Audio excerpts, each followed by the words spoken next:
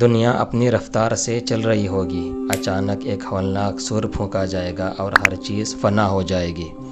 پھر جب دوبارہ سور پھونکا جائے گا تو تمام انسان اپنی قبروں سے زندہ اٹھ کر ننگے بدن ننگے پاؤں بے سہارا میدان محشر کی طرف دوڑنا شروع کر دیں گے، اور فرشتے ہر آدمی کو گھیرے میدان حساب کی طرف لے جائیں گے۔ وہاں نہ حسب و نسب کی کوئی برتری ہوگی، نہ عہدے اور رتبے کی کوئی حیثیت۔ دنیا میں کی گئی ہر نیکی اور بدی سامنے رکھ دی جائے گی، اور ہر شخص کو اپنے اعمال کا جواب دینا ہوگا۔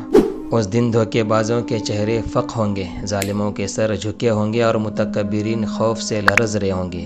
کہاں گئے وہ جو دنیا میں اپنے آپ کو ناقابل تسخیر سمجھتے تھے؟ کیسے بچیں گے وہ ظالم جو کمزوروں کے حقوق چھین کر خود کو فرعون سمجھ بیٹھے تھے؟ آج کوئی چالاکی، کوئی فریب، کوئی سفارش کام نہ آئے گی، صرف اعمال کا وزن ہوگا اور فیصلے کا دن ہوگا۔ ویل یومئذ للمکذبین، آج جھٹلانے والوں کے لیے بربادی ہے۔